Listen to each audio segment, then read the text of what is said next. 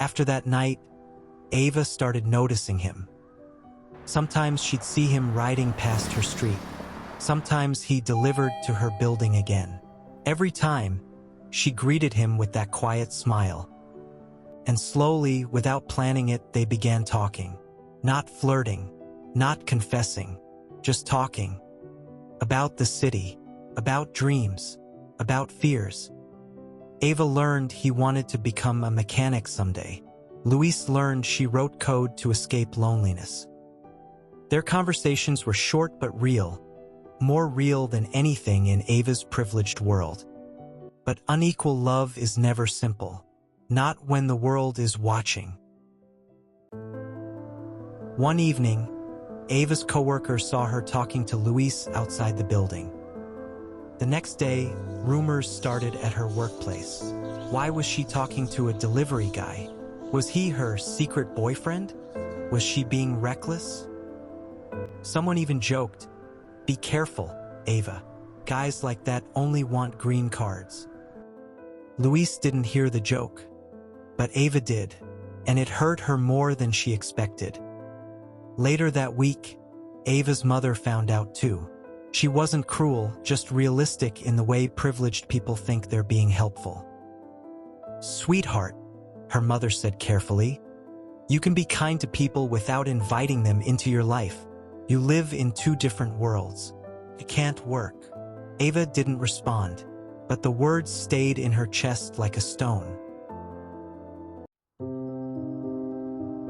One night, after a long shift, Luis found Ava sitting on the steps outside her building. Her eyes were puffy, like she had been crying. "What's wrong?" he asked. She shook her head. "It's nothing." But he sat beside her, silent, waiting. Finally, she whispered, "Do you ever think that some people don't deserve love because of where they come from?" Luis looked at her, really looked at her. "I think," he said slowly, "that everyone deserves love, but some of us have to fight harder to believe it." Her voice broke. "Luis, people are saying things. They think I'm stupid for talking to you." He nodded, expecting it. "I don't want to complicate your life," he said. "If talking to me causes trouble, I can stop." Her breath hitched. "That's not what I want." "Then what do you want?" Ava didn't answer with words. She leaned her head gently on his shoulder, and the city lights flickered softly, as if giving them permission. From that night onward, they met in secret. Not because they were doing something wrong, but because the world would never understand. She was rich. He was poor.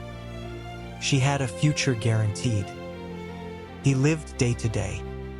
Yet when they talked, none of that mattered. He made her laugh more than anyone. She made him feel seen for the first time in years.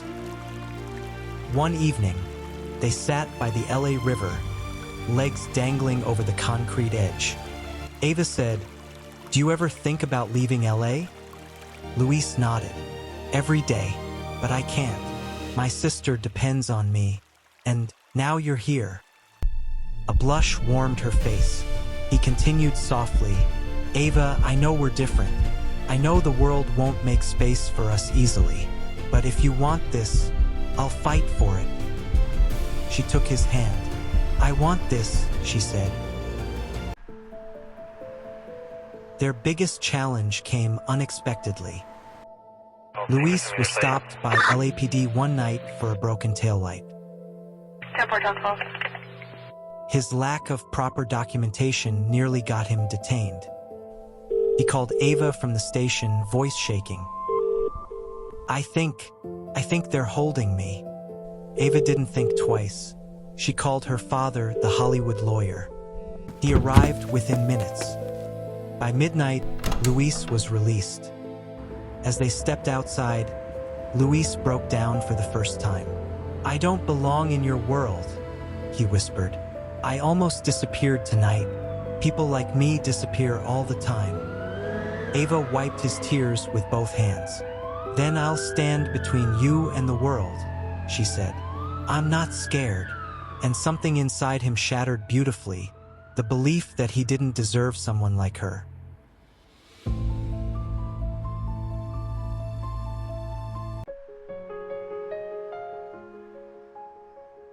Luis had saved enough to enroll in a professional mechanic training program. Ava had been promoted to a senior engineering role. They still lived in different worlds on paper, different incomes, different privileges. But every night they met halfway, in parks, in diners, on rooftops, building a life that didn't need permission from society. Unequal love is still love. And sometimes the difference between two worlds is not distance, but courage.